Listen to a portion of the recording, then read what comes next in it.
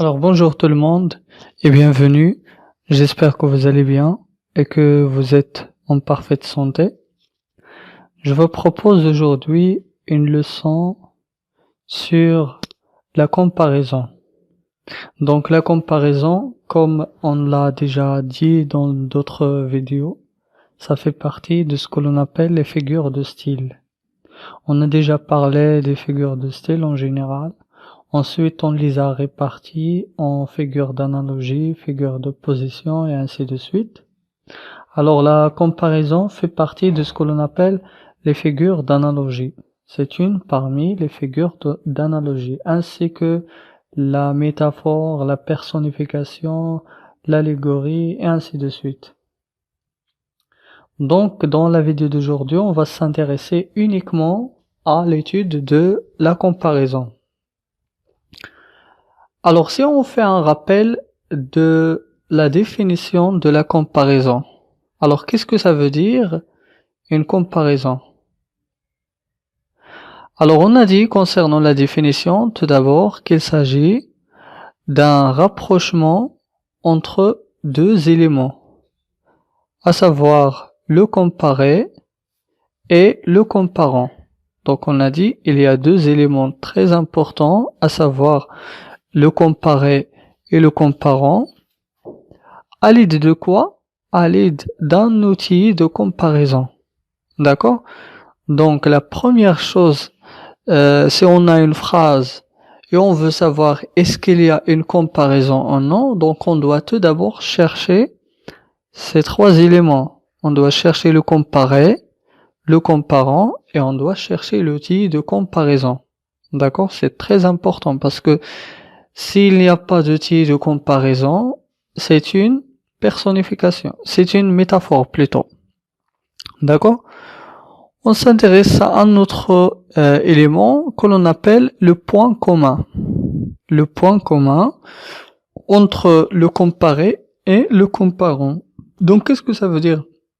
Le point commun, tout simplement, le point commun c'est un élément, bien une caractéristique que possède le comparé et le comparant en même temps et qui ne nous permet de bien sûr de faire la comparaison. D'accord? Pour mieux comprendre, on va essayer de voir en détail un exemple.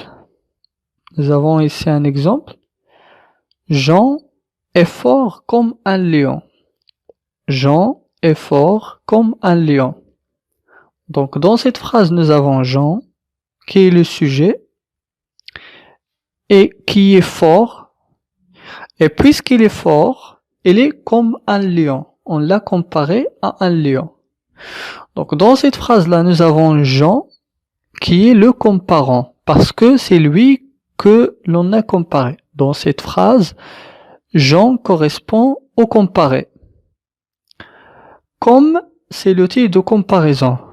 Bien sûr, il y a beaucoup d'outils de comparaison. On va tous les voir en détail dans cette vidéo parce que généralement dans les examens régionaux on ne donne pas uniquement comme, mais il faut connaître tous les autres outils de comparaison, ne serait-ce que pour identifier les figures de style données lors de l'examen régional. Alors c'est pas uniquement comme qui est l'outil de comparaison, mais il y en a d'autres. Alors on a dit Jean c'est le comparé, comme c'est l'outil de comparaison, et un lion qui est le comparant.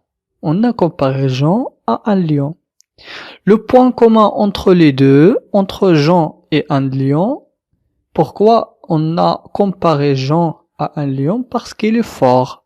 Donc c'est ce que l'on appelle la force. Donc on a dit le comparé c'est Jean, le comparant un lion, et l'outil de comparaison c'est bien sûr comme.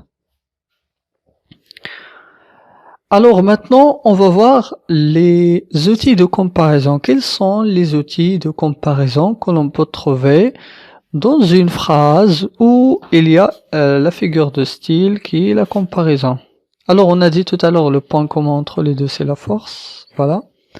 Alors parmi les outils de comparaison que l'on peut utiliser, il y a comme, le plus commun, le plus utilisé, généralement, c'est comme, mais il y en a d'autres.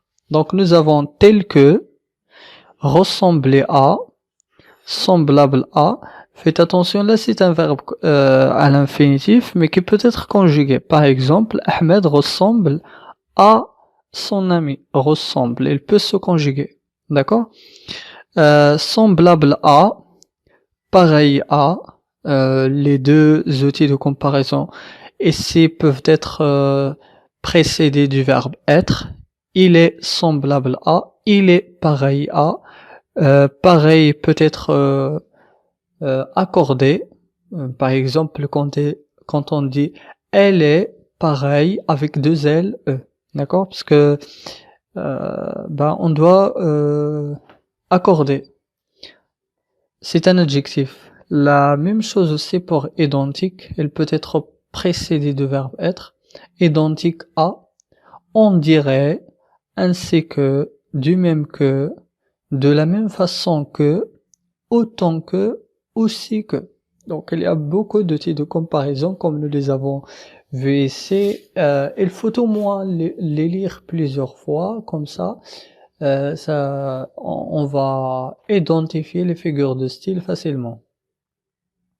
Alors maintenant, on va voir des phrases qui expriment la figure de style, où il y a une figure de style à travers les différents outils de comparaison que nous avons vus dans cette liste. La première phrase, ma voiture ressemble à un avion. Ma voiture ressemble à un avion. Donc, pour étudier la figure de style employée dans cette phrase, nous avons ma voiture qui est le comparé. Ressemble à, c'est l'outil de comparaison. Un avion, c'est le comparant. Le point commun entre les deux, c'est la vitesse. Par exemple, quand ma voiture roule très vite, on peut la comparer à un avion. Donc, le point commun entre les deux, c'est la vitesse. Un deuxième exemple, Paul marche lentement, on dirait une tortue. Paul marche lentement, on dirait une tortue. Donc ici, Paul, le sujet, c'est le comparé. Une tortue, c'est le comparant. L'outil de comparaison, c'est on dirait.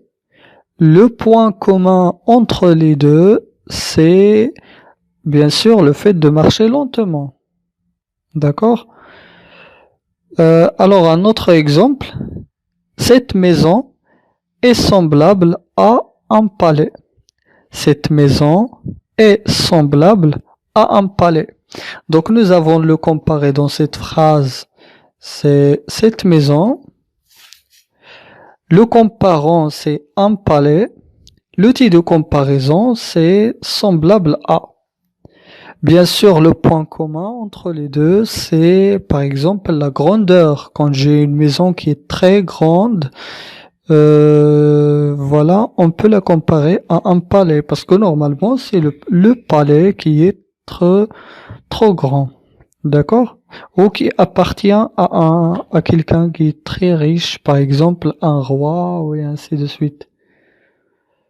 On va voir un autre exemple. C'est tout.